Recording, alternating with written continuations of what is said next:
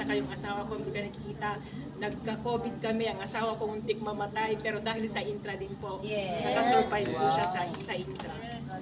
So, ganun po ang nangyari. Then, nag-decide po ako na hindi ko po ginawa yung business kasi wala nga po akong time.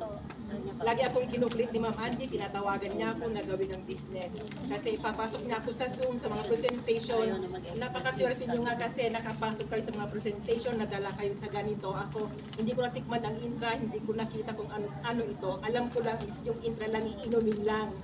So, ganun ang nangyari. So, ininom ko lang yung intra, yung buong product ko. Buong package, ininom ko lang po yun. Express, no? Express po, codes. Then, before ako nag-retire, bumalik ako sa doktor ko kasi naubos ko na yung product. Nagpa-check up ako, sabi niya nagulat sa akin. Kaya sabi niya pinabalik ako, after 1 month balik ka nga, sabi niya sa akin. Kasi normal na po lahat, cholesterol po yung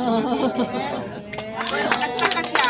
Pinabalik niya ako, huwag ka nang mag-fasting, kumain ka na bago ka magpano, sabi niya sa akin. So ginawa ko yun. So normal pa rin, ganun pa rin. Kaya sabi niya sa akin, Master, i-ano mo na yung yung tanggalin mo na. Master kasi Master surgeon. Sandalo. Sabi niya sa akin yung doktor namin na nurse, ay doktor namin na military po.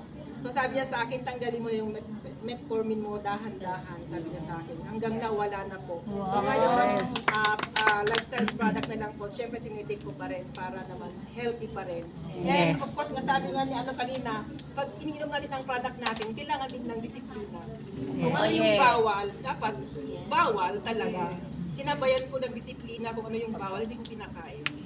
So yun po ang kagandahan ng ating product. At hindi lang yan, na-share ko din po sa aking bayaw doon sa sa Greece po, na triple bypass. Sinabi na ng doktor na talagang malapit na siyang mamatay.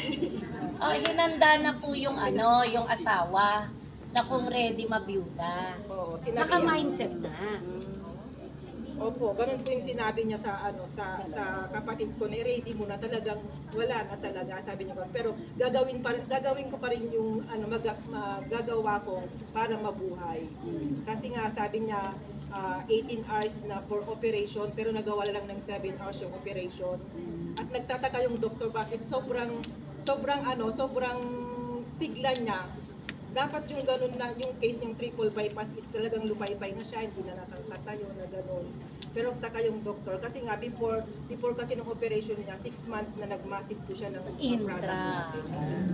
Ngayon, So, ang lakas. Yun yung So sabi niya 3 days na nasa ICU, pero wala pang 24 hours, nakalabas na siya, nakaupo na siya, nakakain na siya ng sarili niya. Kaya sobrang nagtataka yung doktor, sabi niya, ikaw si Lazaro, yun yung sinabi ng doktor. So 6 days lumabas na sa hospital po. Ganun kaganda na. Ang lakas niya, parang walang nangyari sa kanya. Dahil